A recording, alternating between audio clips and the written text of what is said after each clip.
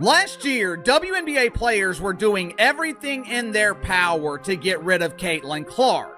These minimum wage earners, they did not want to be rescued by the Great White Hope. This year, WNBA players have gotten exactly what they wanted. Caitlin Clark has essentially missed the entire season, and the WNBA has suffered the consequences. The WNBA just got hit with a reality check so brutal, they're probably still picking their jaws up off the floor. Caitlin Clark, the player single-handedly keeping their lights on, just went scorched earth on the league's officiating, and the fallout is more explosive than a Michael Bay movie. But here's the plot twist nobody saw coming. While she's been sidelined with mysterious injuries, someone else just hijacked her throne, and the drama is juicier than a reality TV finale. Picture this. The league's golden goose sits down for what should have been a softball interview with Sue Bird. Instead, she drops one sentence that sent shockwaves through every front office from New York to Los Angeles. Guy would be a really good ref, though, from the side. Yeah. I wouldn't miss the call. Backseat ref. I'd make a good ref. No call would go unanswered. 9 words. That's all it took to expose what players have been whispering about for years. The WNBA's officiating is more broken than a dropped iPhone. But let's rewind this disaster movie to see how we got here. Caitlin Clark's rookie season was supposed to be a victory lap. The savior had arrived. Ticket sales through the roof. TV ratings hitting numbers the league hadn't seen since, well, ever. Instead, it turned into a medical documentary that would make Grey's Anatomy look boring. Caitlin Clark will miss at least 2 weeks with a left quad strain. Unfortunately, Caitlin Clark will miss her second straight game due to a left groin injury. Clark missed last night's game against the Los Angeles Sparks in Cambridge Fieldhouse for the same issue. May 28th, quad injury, out for 2 weeks. June 26th, another setback. July 15th, groin injury number 2. And this time, she's leaving the court holding back tears like she just watched the ending of Marley and Me. New this morning, ESPN is reporting that Caitlin Clark has injured her groin for the second time this season. Clark left last night's game in the final minute holding back tears after grabbing at her leg. She just returned back to WNBA action after missing 9 games for 2 other leg injuries. Despite the apparent injury, Clark racked up 14 points and made 4 of 14 shots. The timeline reads like a hit list. 5 games in, boom, sideline. Fights her way back, plays 4 games, boom, down again. It's like watching someone try to climb a mountain while the universe keeps throwing banana peels under their feet. And each time she goes down, the WNBA's numbers crater faster than crypto in a bear market. So viewership and ticket sales are up across the WNBA, and then and they're also, when you don't play, there's a dip, a substantial dip. So how do you handle, does it impact your patience? You know what I mean? You're coming back from this injury and you know this, everybody knows this, that when you play that changes. Yeah. I guess the better question is, how are you managing it so it doesn't impact your patience? We're talking 2.5 million viewers with her, barely scraping 1.5 million without. That's not a dip. That's a cliff dive without a parachute. Here's where it gets spicy. During that Sue Bird interview, which was supposed to be a feel-good comeback story, Clark let slip what her mom texted her after injury number 3. I think early on with the first couple injuries, I was like, I need to get back. But I think my mom texted me after this last injury, and they know how hard it's been on me. But my mom was like, you've taken so much time for everybody else. You have to take time for yourself now. So just trying to do that the best I can too. You've spent so much time for everybody else. You have to take time for yourself now. Translation, stop carrying this entire league on your broken back. But Clark being Clark, she couldn't help but twist the knife a little deeper. When Bird asked about her sideline activities during recovery, most players would have given some vanilla answer about supporting teammates. Not Clark. She looked directly into that camera with the energy of someone who's been holding back for months and delivered the line that would haunt every referee's group chat. I feel like I would be a really good ref, though, from the side. Yeah. I wouldn't miss the call. Backseat ref. And the smile that followed? Pure villain origin story energy. The internet exploded faster than popcorn in a microwave. Hashtag Clark was right started trending before the interview even ended. Players who'd been silent suddenly found their voices. Veterans were sliding into comment sections like, finally, someone said it.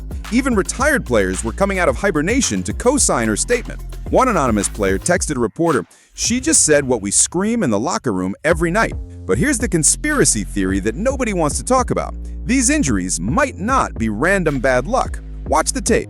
And I mean really watch it. Indiana Fever in the Chicago Sky here from Wintrust Arena. The Fever really stretched out this one in the second half as we look at Diamond DeShields and Caitlin Clark. And Diamond with Clark, hammered. 3 Sky players coming over. And the official is pointing to his head here, and I think they're going to... Clark isn't just facing tough defense. She's getting mauled like she owes money to the mob. Full court pressure that looks more like WWE than WNBA. Contact that would make football players wince. Teams aren't just trying to stop her, they're trying to break her. And for a while, it was working. Clark even admitted she'd never experienced this level of physicality in college. At Iowa, she was protected like the crown jewels. In the WNBA, she's target practice. The difference is so stark, it's like going from playing tag to playing tackle football without warning. And the refs? They're watching it happen with the selective blindness of a parent whose favorite child just broke something expensive. Then came the comeback game that changed everything. Clark returns to the court, and you could feel the tension through the TV screen. First, Well, like, I'm gonna go to every road game no matter what, like whether I'm playing or not. Like, and it's hard because obviously I do feel this like responsibility of like being out there and playing, and like, not that I like think there's like a fear of any of this ever going away. Like, that doesn't happen when like LeBron or Steph get hurt. Like, they're always... quarter, she drives hard, gets absolutely clobbered. No whistle. The crowd goes ballistic. The camera catches her face, and there it is. That same smirk from the interview. She knew this would happen. She called her shot like Babe Ruth, except instead of a home run, she predicted the refs would prove her point for her. Second quarter rolls around. She attempts a 3, gets fouled so obviously that even the hot dog vendor called it. This time, whistle.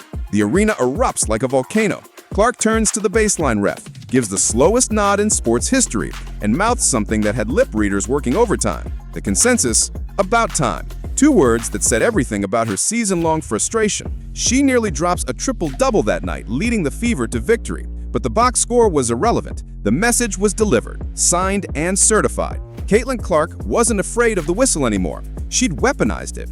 Every bad call was now proof of her point. Every good call was evidence they were overcompensating. She'd put the officials in a no-win situation, and she did it with a smile. The aftermath was pure chaos. Sports talk shows couldn't talk about anything else.